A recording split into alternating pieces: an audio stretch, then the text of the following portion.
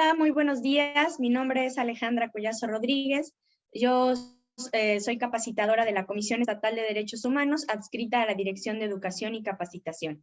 El día de hoy vamos a tocar un tema muy importante para todas y todos, que es el tema de la educación en tiempos de pandemia. Y la hemos titulado Frenar el virus, no la educación. El contenido que el día de hoy vamos a ver está basado en esta investigación que hace la Comisión Nacional de los Derechos Humanos en septiembre del año pasado y se titula El impacto de la pandemia por COVID-19 en el derecho a la educación de niñas, niños y adolescentes en México. Quien guste, después de escuchar, de ver esta información, quien quiera tener más información o saber más, puede encontrarla en internet y en la página de la Comisión Nacional. La pregunta no es cómo salvar el curso, sino cómo salvar el derecho a la educación. ¿Cómo contribuimos a frenar el impacto de esta crisis desde la educación, desde cada escuela y desde cada aula? Ahora sí que lo que lo que nos debe de interesar no es cómo salvar el curso, cómo salvar los contenidos temáticos, sino cómo vamos a salvar la educación en este tiempo que ya lleva transcurrido un poquito, casi 2 años. Para empezar, bueno, debemos de recordar que la educación es un derecho que debemos de proteger siempre, aún en las circunstancias más duras y especialmente en ellas. En situaciones de emergencias y de crisis como en las que estamos viviendo, la educación ofrece protección y reduce las repercusiones psicosociales de una crisis, al ofrecer un sentimiento de normalidad, estabilidad, estructura y esperanza. La educación puede salvar vidas al proporcionar el conocimiento y las aptitudes necesarias para superar una crisis. En México, en nuestro país, existe todo un marco normativo de protección de los derechos de las niñas, niños y adolescentes, en donde se establecen las obligaciones que guían la actividad estatal, atendiendo a los principios de derechos humanos, a su efectividad, a su pleno goce y disfrute. Este marco normativo está integrado por nuestra Carta Magna, la Constitución Política de los Estados Unidos Mexicanos, las leyes generales que emanan de esta y los tratados internacionales que ha firmado y ratificado el Estado mexicano. A partir de la premisa de que las niñas, los niños y los adolescentes son titulares de derechos exigibles y justiciables, se vuelve fundamental que el Estado cumpla con las obligaciones establecidas en el marco nacional e internacional de protección de los derechos humanos. Sin embargo, la pandemia por COVID-19 y la interrupción de las actividades consideradas no esenciales ha representado un riesgo para el goce y el ejercicio de los derechos en niñas, niños y adolescentes. A nivel personal, yo creo que ha sido el grupo poblacional más afectado en esta pandemia. Vamos a ver más adelante por qué. Dos conceptos fundamentales que deben ser considerados por toda persona encargada de la toma de decisiones que afecten a la infancia y a la adolescencia es el principio del interés superior de la niñez y el principio de la interseccionalidad. El principio del interés superior de la niñez, entendido como que debemos de hacer todo lo necesario para salvaguardar o para lo que sea mejor para ellos y para ellas, y la interseccionalidad entendida como darnos cuenta de que existe una gran diversidad de niñas, niños y adolescentes y que no todos los contextos ni todos son iguales, ¿no? Que existen unos niños, unas niñas más vulnerables que otros o en situaciones de desventaja. Se debe analizar la relación del derecho a la educación con otros derechos. Estos dos principios también constitucionales, el principio de indivisibilidad y el principio de interdependencia. Cuando hablamos de que los derechos humanos, del derecho, por ejemplo, a la educación, no solamente nos referimos al derecho de la parte académica, ¿no? Al vaciado de contenidos temáticos, a la parte de la memorización de estos contenidos, sino que también nos referimos que cuando un niño o una niña vive su derecho a la educación, de igual forma está viviendo, está disfrutando otros derechos, como el derecho a la no discriminación, el derecho a la protección de la salud, el derecho al acceso a las tecnologías de la información y comunicación, el derecho al descanso, al esparcimiento, al acceso a la información, el derecho a la alimentación, el derecho a una vida libre de violencia, el derecho a los accesos de radiodifusión y telecomunicaciones, el derecho a la asociación y reunión, a la inclusión de niñas, niños y adolescentes con discapacidad y a la participación. Entonces, por ende, cuando este derecho a la educación se ve vulnerado o violentado, también y por consiguiente todos estos derechos, ¿no? La responsabilidad de las autoridades para garantizar el pleno goce de los derechos de la infancia y adolescencia deriva de políticas públicas, programas y acciones enmarcadas en el contexto de la pandemia por COVID-19, el cierre de actividades y medidas de distanciamiento social. Si bien la pandemia nadie la esperaba, esta crisis sanitaria nadie la esperaba, las autoridades tuvieron que generar políticas públicas, programas y acciones para poder salvaguardar los derechos humanos. Para poder hacer esto, pues hubo el cierre de algunas actividades, entre ellas el cierre de las escuelas y algunas medidas de distanciamiento social. Sin embargo, es importante que a estas alturas, estos diseños, el implementar y el evaluar las medidas llevadas a cabo para garantizar la protección de la salud de la población, así como de las niñas, niños y adolescentes, debido al riesgo sanitario que representaba el virus que causa el COVID-19, así como las medidas para que todos los derechos humanos sean respetados, garantizados y protegidos, sin establecer jerarquías fácticas o legales entre los derechos que vulneren los principios de indivisibilidad e interdependencia, lo que veíamos en la presentación anterior, ¿no? Es momento de evaluar y de rediseñar programas, políticas públicas, si vemos que estas que se diseñaron ya no están llevándonos al goce, al disfrute, a la vivencia plena de los derechos humanos. El interés superior de la niñez está también fundado y motivado en nuestro ordenamiento jurídico, en la Constitución. La educación, en el artículo 3º constitucional, nos dice que debe de guiarse bajo el principio del interés superior de la niñez. Así como la Ley General de Educación, en su artículo 10, menciona que el Estado debe priorizar el interés superior de niñas, niños y adolescentes y jóvenes en el ejercicio de su derecho a la educación.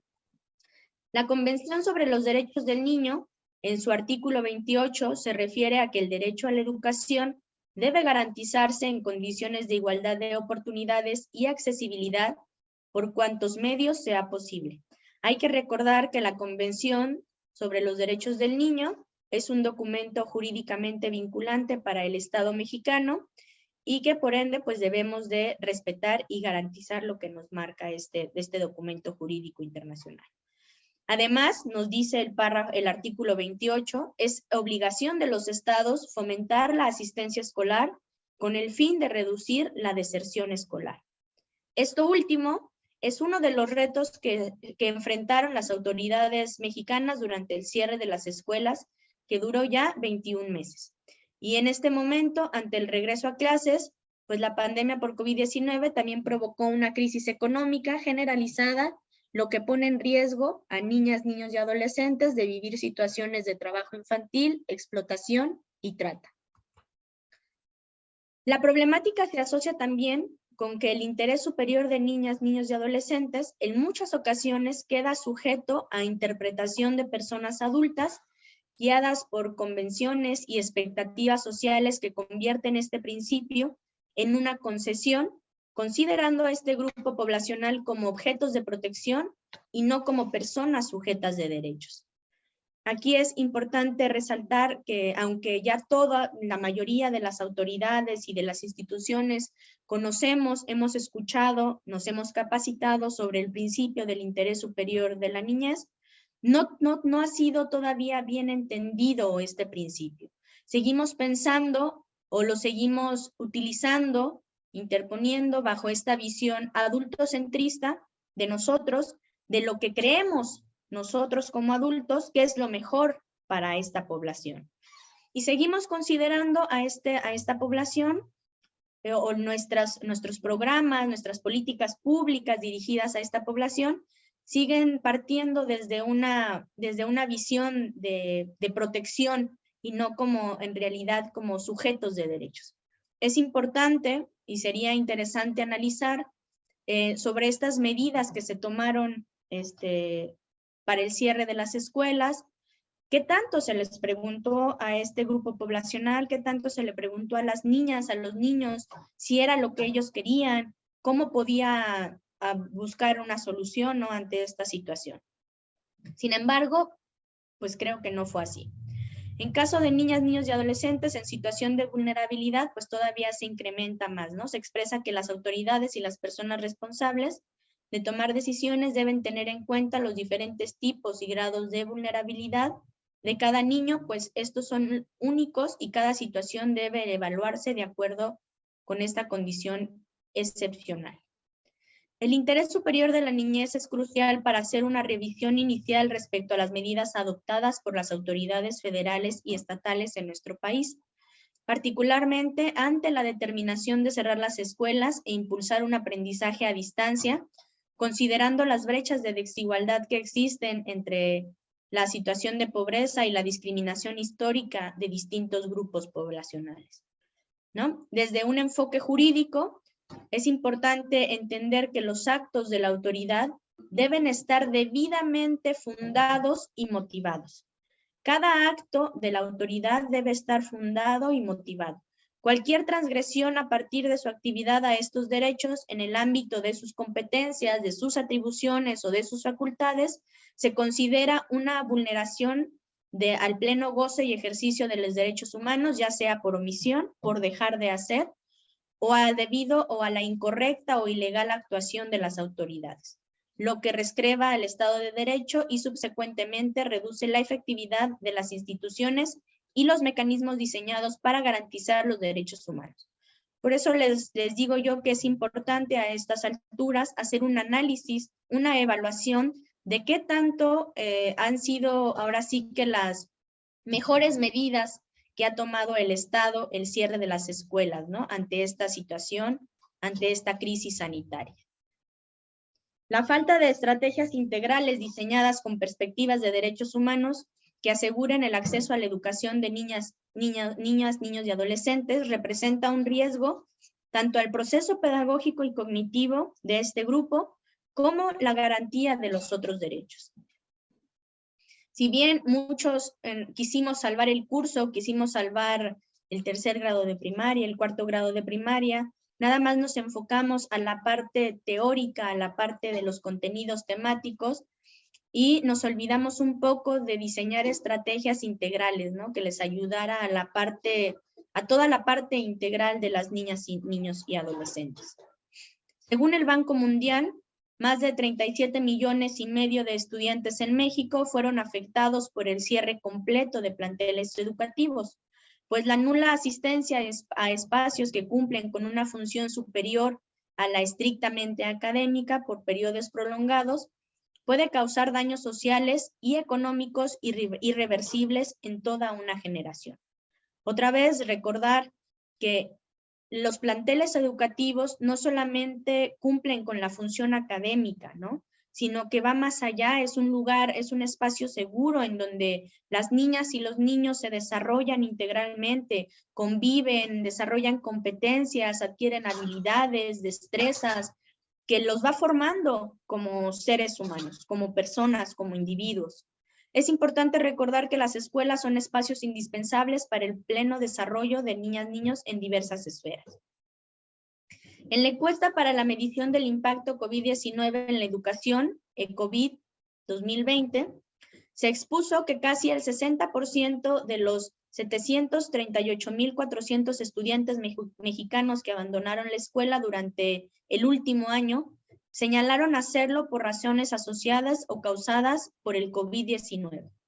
Dentro de estas razones destacan la pérdida de ingresos familiares, la necesidad de que la persona escolarizada sea integrada al mercado laboral por la razón anterior vista, ¿no?, por la pérdida de ingresos familiares, la falta de comunicación con el personal docente y no se diga más en los lugares más alejados de las ciudades, en las comunidades, el cierre definitivo de los centros escolares, la incapacidad de las y los tutores para dar seguimiento a los contenidos, y a las relaciones con las autoridades escolares, la falta de acceso a dispositivos necesarios para la educación a distancia. Con respecto a este último punto, destacan otros hallazgos del INEGI. Primero, que más del 65% de los estudiantes utiliza o utilizó teléfonos móviles para dar seguimiento a los contenidos educativos, frente al 18.2% que lo hicieron mediante una computadora portátil, el 7.2% desde una computadora de escritorio y solamente el 3.6% desde una tableta, relacionado al porcentaje restante a quienes lo hicieron desde una televisión. 3 de 4 estudiantes de primaria se conectaron desde un equipo ajeno o compartido, porcentaje que para estudiantes de secundaria equivalía al 52% y cercano al 40% en los casos de educación media superior y superior. Y bueno, tomando en cuenta también que en las familias mexicanas no solamente existe un niño, ¿no? Sino que a lo mejor tienen 2 o 3 niños una familia, solamente un aparato telefónico, lo cual generó o ha generado complicaciones. Por otra parte, el alumnado se ha hecho evidente la escasa capacidad para seguir una educación a distancia fuera de un ambiente controlado del salón de clases. También es importante que las autoridades educativas, que los maestros, que las maestras analicen esta situación, fíjense, o sea, estaban los alumnos tan acostumbrados a un ambiente controlado de salón de clases que llega la pandemia por COVID-19 y nos damos cuenta que las niñas y los niños no hemos desarrollado en ellos esta capacidad para seguir una educación sin tener enfrente a un maestro, sin tener un ambiente controlado, en un ambiente controlado. Las y los maestros no saben quién aprende y a qué ritmo. También se ha vulnerado esta relación que se tenía entre maestro y alumno, en donde el maestro sabía qué niños tenían ciertas deficiencias, qué niños tenían ciertas áreas de oportunidad, ciertas debilidades, ciertas fortalezas. Se ha quebrantado este vínculo tan estrecho del maestro y el alumno. El aprendizaje a distancia demanda al alumno ciertas capacidades, tales como la proactividad, la capacidad de planificación, la disciplina, la organización, así como el saber discernir entre las fuentes confiables de información, procesar dicha información y saber expresar. Estas capacidades, pues como ya lo comentamos, son capacidades que no se habían desarrollado antes en el interior de las aulas y que bueno, que ahora se ven afectadas y que de un momento al otro el alumno, el niño o la niña tiene que desarrollar, ¿no? Y que a veces es complicado, más si no se tiene la supervisión de un tutor, de un adulto, que lo oriente, que lo ayude. Además, las niñas, los niños y los adolescentes han visto limitada su interacción social con la comunidad, sus iguales y sus docentes. El cambio abrupto de la rutina diaria, así como las interrupciones tanto en sus horarios como en las rutinas del hogar, podrían promover estilos de vida no saludables, ansiedad, estrés y la afectación del ciclo de sueño, teniendo un impacto en la salud mental. Creo que los que nos están siguiendo, viendo, si son padres, madres de familia, ustedes creo que pueden constatar esta información, así como los maestros igualmente pueden constatarla, ¿no? Les decía yo que las niñas, niños y adolescentes fueron el grupo poblacional más afectados. Ahora sí que no los dejaban entrar a ningún espacio. En los centros comerciales no podían entrar, en las tienditas no podían entrar, no podían salir a la calle. Ahora sí que se quedaron limitados, restringidos en 4 paredes. Y bueno, si también nos podemos hacer un análisis sobre los tipos de vivienda que tenemos en México, pues en espacios sumamente reducidos, ¿no? Entonces, todo este cambio abrupto de la rutina, de todo lo que hacían los niños, de la gente con la que convivían, cambiarlo de la noche a la mañana, claro que ha tenido consecuencias, claro que se han visto afectados en los estilos de vida, ¿no? Muchos niños ya ni siquiera se aseaban para poder, como anteriormente, ir a la escuela, sino que simplemente con pijama. Hubo niños que duraban todo el día con la pijama. Y todo esto de una u otra forma tiene afectación tanto en su desarrollo cognitivo como en su salud mental, ¿no? Y estas son cosas que posteriormente vamos a tener que trabajar, tanto en las escuelas, tanto como en las familias y la sociedad en general. Un estudio realizado por la UNICEF sobre los contenidos de Internet e interacciones en redes sociales sobre salud mental adolescentes se muestra un incremento, fíjense, del 11% al 31% de las conversaciones relacionadas con la ansiedad durante la pandemia. Hubo un gran incremento en estrés, en ansiedad, en edades más tempranas, ¿no? Veíamos a los niños impacientes, ansiosos, estresados, porque decían es que tenemos mucha tarea, no se paraban de su sillita, del mueble, de la cama. Entonces, pues bueno, el confinamiento aunado al cierre de las escuelas ha significado la interrupción en el tiempo de instrucción en las aulas, generando que millones de niñas, niños y adolescentes estén propensos a presentar afectaciones en sus dimensiones físicas, motoras, cognitivas, emocionales y sociales, a corto y largo plazo, así como en su capacidad de aprendizaje, ya sea por el aislamiento que provocó la pandemia, las situaciones de violencia, la economía familiar e incluso la falta del acceso a las tecnologías de la información, ¿no? Hay que recordar que la escuela es también un espacio donde las niñas y los niños desarrollan sus habilidades, desarrollan sus capacidades motoras, físicas, sus habilidades socioafectivas para poder tener estas capacidades de entablar conversaciones, de socializar, de generar empatía con otro ser humano. Y bueno, el confinamiento ha afectado a este desarrollo de habilidades para la vida en las niños y adolescentes que les comentaba. Hay que tener un programa, cómo vamos a hacer, ¿no? Para que esto no afecte tanto en generaciones futuras.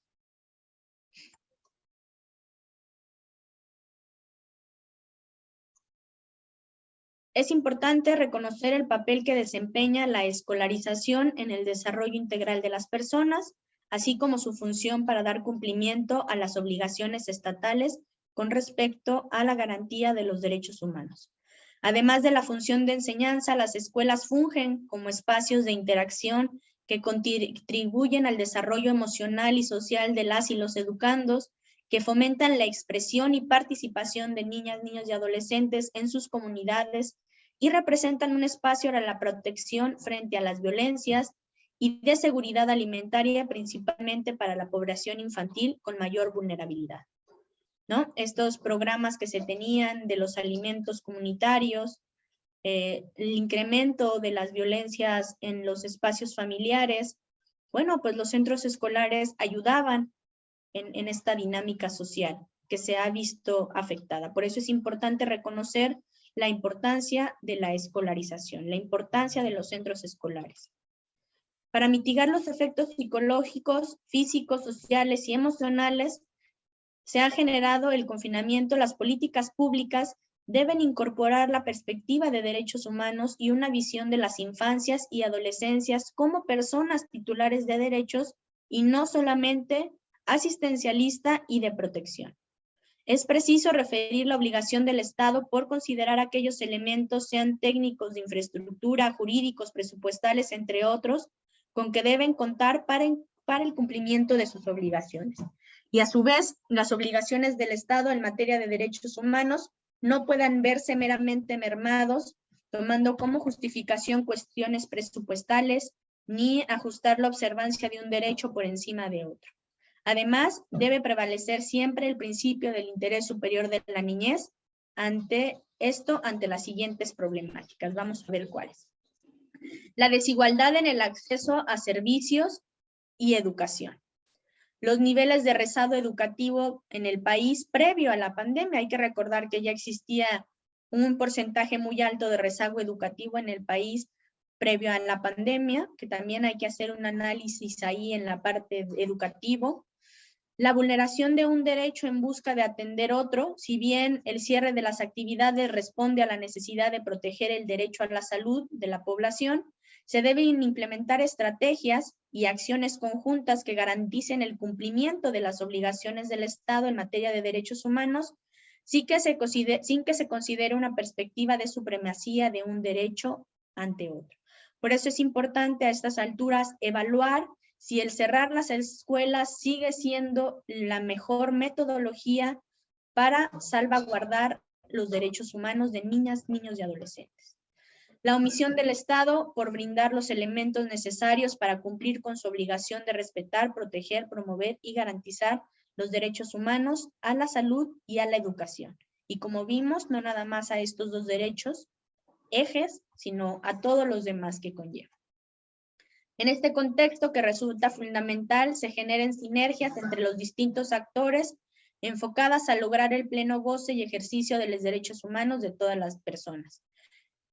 Esto implica no solamente la reapertura de los espacios educativos, sino que es necesario atender las necesidades de las familias en materia de seguridad económica, flexibilidad de horarios, de trabajo, información y apoyo a salud, así como el acceso a información sobre los cuidados que deben darse a niños durante los primeros años de vida para que logren un desarrollo sano.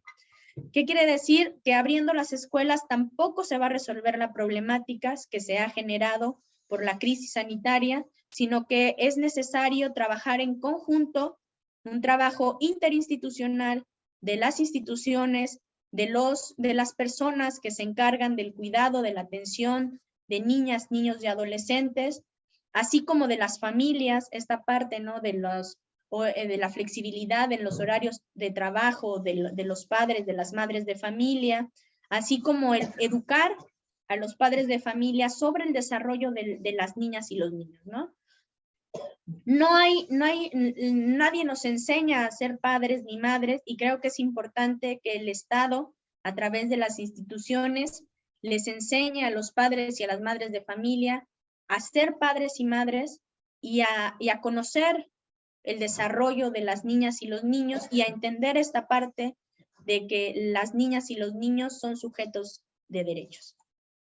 Respecto a la reapertura de los centros educativos, se debe considerar un regreso seguro desde un enfoque intersectorial, coordinado entre los responsables de la educación, la salud, el agua, el saneamiento, la higiene, la nutrición y protección con enfoque de igualdad de género, inclusión y de interseccionalidad que garantice el aprendizaje.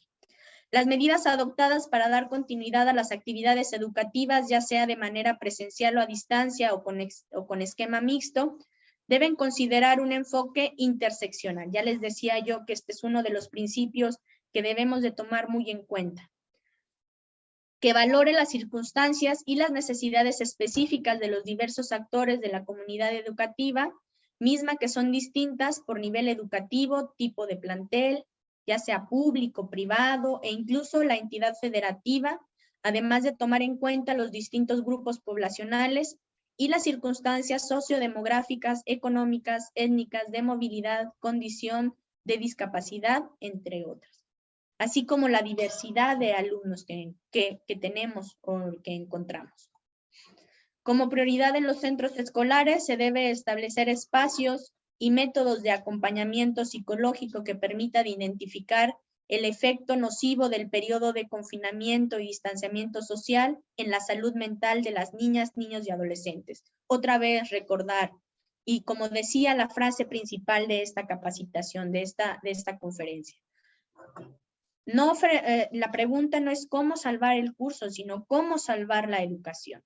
Entonces, no hay que enfocarnos solamente a la parte académica, ni metodológica, ni de contenidos temáticos. Hay que enfocarnos a todo lo que implica, ¿no? A esta parte de la salud mental es muy importante. Facilitar la creación de redes escolares integradas por personal docente, personas tutoras y estudiantes, en las que se promueve el intercambio de vivencias y experiencias relacionados con el aprendizaje a distancia. ¿Cómo fue el aprendizaje a distancia? ¿Cómo lo vivieron unos? ¿Cómo lo vivieron otros? ¿Qué podemos rescatar? ¿Qué podemos aprovechar? ¿Qué podemos fortalecer? Abocar las primeras semanas de clase presenciales a emitir una valoración personalizada de los rezagos y retos académicos que presente cada alumno y cada alumno. capacitar a las personas docentes a identificar expresiones anímicas de desinterés, de tristeza, de ansiedad, de estrés, así como crear los espacios para canalizar todas estas emociones que se encuentren de niñas y niños que se encuentren en esta situación, ¿no? Hay que trabajar mucho en esta parte de la salud mental, de la salud emocional de las niñas y los niños. Fortalecer el acceso a las TICs, así como habilidades requeridas para su uso, el pensamiento crítico, saber discernir, además de efectuar una valoración para integrar modelos mixtos de aprendizaje. Como conclusión, podemos decir que la pandemia por COVID-19 modificó las relaciones y las dinámicas sociales. En México, como en muchos otros países, las medidas para hacer frente implicaron diversos esquemas de distanciamiento social que pusieron un alto a múltiples actividades, otorgando a cada una de ellas mayor o menor grado de restricción de manera paulatina. Fue así como se fue dando una progresiva apertura a centros de trabajo, a sitios de esparcimiento como restaurantes, bares, gimnasios, museos, teatros, entre otros. Sin embargo, las escuelas permanecieron cerradas. Esto no solo implica una vulneración al derecho a la educación de niñas, niños y adolescentes, sino el conjunto de derechos que tendrían que ser respetados, protegidos, garantizados y promovidos por las autoridades. Las autoridades deben cumplir con el principio del interés superior de la niñez al adoptar las decisiones que impacten en el pleno goce y ejercicio de los derechos humanos, considerando las situaciones de vulnerabilidad en las que se encuentren cada niño, cada niña, cada adolescente en nuestro país, para adoptar las medidas que permitan aminorar y erradicar las situaciones de desigualdad en esta contingencia sanitaria. Si bien el retorno a la educación presencial ha sido considerado como un factor relevante para garantizar el cumplimiento de derechos humanos de niñas, niños y adolescentes, no será suficiente si no se conjuga con elementos fundamentales como la canalización de recursos, los esfuerzos interinstitucionales para que el sistema educativo emerja de esta crisis en la que se encuentra, fortaleciendo en términos sus recursos materiales, financieros, tecnológicos, humanos, y considerando a los centros educativos como punto de identificación, contención y tratamiento de vulneraciones a la salud de las y los estudiantes. Pues hasta aquí sería la intervención de esta pequeña actualización en materia de la educación frente a la pandemia del COVID-19. Deseando les haya servido, deseando se haya podido hacer un análisis sobre la situación de la educación en la actualidad. Si tienen preguntas, dudas, comentarios, los pueden dejar aquí en la parte de comentarios. Y pues bueno, la Comisión Estatal de Derechos Humanos queda a sus órdenes. Muchas gracias.